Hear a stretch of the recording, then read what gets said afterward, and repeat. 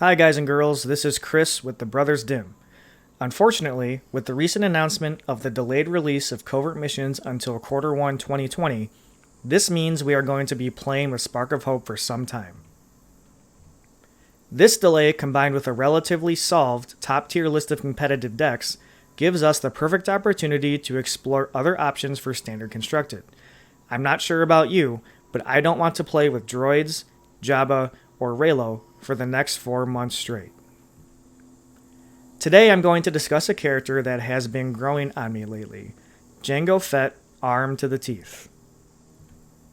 To preface, the initial spark that caught my attention with Jango was from listening to an episode of the Garbage'll Do podcast. If you haven't heard of them, I highly suggest subscribing to their podcast.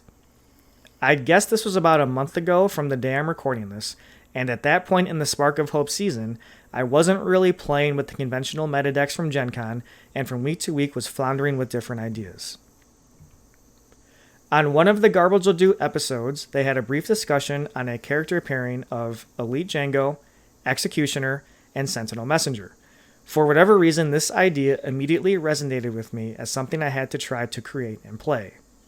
First though, before we get into discussing different deck lists, we need to introduce Jango himself. Jango Fett, armed to the teeth. He is a yellow villain legendary from Spark of Hope, card number 40. Jango has the character subtype of Bounty Hunter. He is 12 points for single die, 14 points for elite 2 die. He has 11 health. His text box reads, each equipment on this character does not count towards its upgrade limit. Okay, so off the bat, we know he likes equipment and can have an unlimited amount attached to him. His text box continues, after you play an equipment on this character for the first time each round, you may gain 1 resource. So this ability is the secret au jus sauce for the crockpot. We'll come back to this a little bit later. Lastly, his die size from top to bottom are 1 ranged, 2 ranged, 1 melee, 1 resource, 2 resources for pay a resource, and a blank. What I'm going to discuss is my initial build with that character pairing, and how building and playing that deck since then has led me to continually stick Jango in the crockpot with different ingredients, trying to find the perfect recipe. When you first look at Jango, you can't help but notice his die. It is what every Star Wars Destiny player wants: damage and money. Then we read his text box and ponder the possibilities for creating a deck list shell around him. After stealing the Garbage'll Do podcast character pairing idea, along with some of their card choices, my first draft looked like this. I played this version of the deck at our local store fair game on August 14th and managed to finish 2-1, losing to Brothers Dimm member Ryan, who was playing Chopper Droids. We have a video of that game up on our channel. Looking back on this deck list now, it is kind of a mess and doesn't really have an identity. It's a hodgepodge of quote-unquote good cards that don't necessarily belong in the same deck together. As a couple brief examples, are we trying to be a ramp deck? This first version has Vader's Fist that we can't afford. Besides Jango with money sides on his die, Dead or Alive is the only card that generates resources. With an upgrade package having 2 armor plating and 2 riot shields, combining that with an event suite that has some defensive or reactive cards rather than offensive, I was having trouble closing out games and finding consistent damage. After playing the deck, I had a feeling there was more potential to this character pairing, but I was missing the overall mark on the synergy of the deck. How can we change this list to improve and streamline it to be more efficient? My first thought was to cut out the Vader's Fist and concentrate on streamlining the upgrades. We were not a deck capable of affording the Vader's Fist, especially with the pay sides on the Fist die. In the game vs. Ryan on our channel, you can see I chose to bail on the Fist plan completely and discarded both copies to reroll. After some thinking and messing around on the database, this is what my current deck list looks like. I have nicknamed this version Rainbow Jango Melee.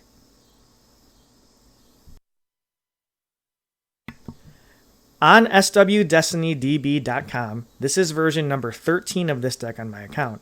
Unfortunately, I don't have all the changes logged as I've been making small tweaks since the first draft, but this is the current list. The first notable thing I need to mention is the addition of Quick Draw Holster. This idea is full credit to Brothers Dimm member Jim, who mentioned this idea in our last podcast episode number 4, titled Scum and Villainy. Jim was including 2 copies of Bounty Hunter Mask and 2 copies of Quick Draw Holster in his Elite Jango Single Die Maul deck as a way to get up to 3 resources each round by exploiting Jango's ability to gain a resource the first time you play an equipment each round. Jim described it as like having a one-sided well-connected, or truce. After stealing Jim's idea, the Quick Draw Holster was immediately swapped in my deck for the 2 Dead or Alives. The goal of this melee version is to have a 0-cost equipment each round to go up to 3 resources from Jango's ability and play a high-impact upgrade. Having 2 Armor Plating and 2 Riot Shields is probably too many, so I kept only the 2 Riot Shields since the Executioner does have the Trooper subtype. This allows us to add 2 more offensive upgrades to increase the consistency on finding weapons. When you look at this deck laid out on the DB, the 16 upgrades might jump off the page at you, but there are only 10 upgrades that have dice. Diving into the specific upgrades, we have big 3 and 4 cost upgrades with high damage sides: Dagger of Mortis, Darth Vader's Lightsaber, Gauntlet Rockets, Heirloom Lightsaber, and Vibro Cutlass.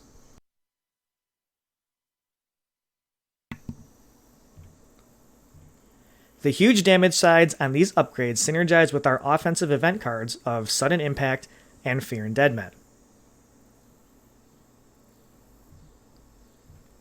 Similarly, Mandalorian Jetpack can reroll one of our big upgrade die to slam damage into the opponent's character. The 1 copy of Enfys Nest's Electro Ripper gives us another card against 3 wide decks or Ewoks. With the Electro Ripper, plus Sudden Impact and Fear and Dead Men, we have 4 cards to help us against those types of decks. As for the rest of the events, I took out the 1 Back to Therapy and the 1 Desperate Measures. To be concise, we want to kill the opponent as fast as possible. Taking out the Back to Therapy may be incorrect, but I want 0 dead cards in my hand early round 1 and round 2. There were too many games when I drew a Back to or Desperate Measures in round 1 or 2 when it didn't matter. Now our events are strictly either die interaction, hand interaction with probe, or as I mentioned before, extra damage with Sudden Impact and Fear and Dead Men. The 1 Frighten is a flex slot, but currently with Reylo being a popular deck, I want to have one. Is this deck a viable tier 1 deck? Maybe, but probably not. However, can this deck compete with the current top tier of decks in the meta? Satine, Chopper, Jabba, Ewoks, and Reylo. I'd like to think so. But most importantly, is it fun to play? Absolutely it is. Moving forward towards 2020, I encourage you to explore the vast options Star Wars Destiny has to offer. At our local area, not many players consistently play any of the previously mentioned boogeymen of Standard. Each week, many of us try to mix it up and play different decks. Speaking of exploring different options, to end the video, you're going to see other character combinations I've been toying with that include Jango. First, after building the melee version, I thought, what about range damage?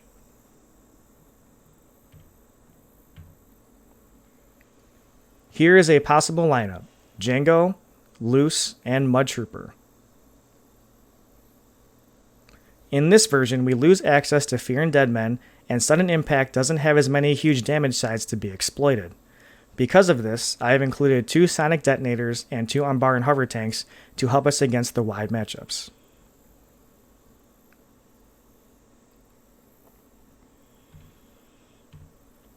What about getting a little outside the box? What about Force Storm? Here is Jango, Dark Mystic, and First Order Stormtrooper. This wackiness led me to think about ways to generate more money, which led me to consider the card Mobilize. With our deck having the 4 copies of zero-cost equipment, when we have Mobilize in our hand, there is a good chance we have one of the zero-cost equipment too. This combination immediately ramps us up to 4 resources to play the Force Storm. If we don't have a zero-cost equipment, Jango can possibly find us money on his own with his dice. Considering we are leaning heavily on playing Force Storm, I incorporated 2 copies of Respite. It is possible we also want 2 copies of Logistics, which is currently not included.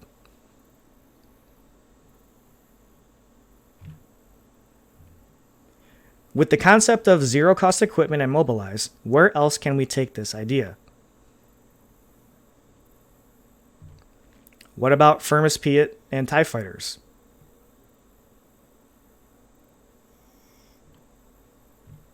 Here is Jango, Firmus Piet, and First Order Stormtrooper.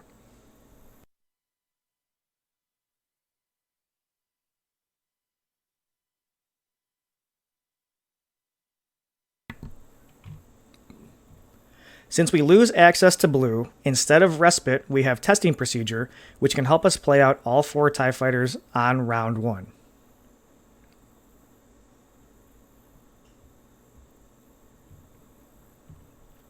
What about trying to leverage the Fire Spray or Umbar and Hover Tank?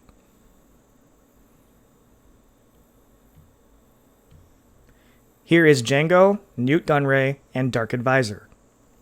Newt Gunray could be a Mud Trooper, but I thought Newt's money sides and focus are more helpful in this style of deck. I chose the Dark Advisor for this build because if we hit his special, we are drawing cards for a reason, either trying to find a big vehicle or to find mods to put on a vehicle we already have in play.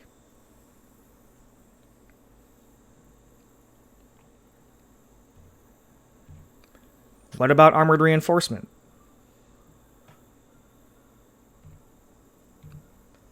Here is Jango, Mauler Mythal, and Armored Reinforcement to find the Black 2.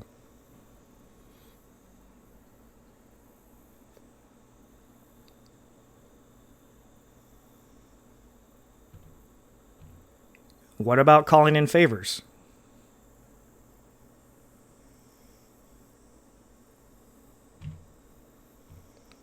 Here is Jango, Wat Tambor, and calling in favors.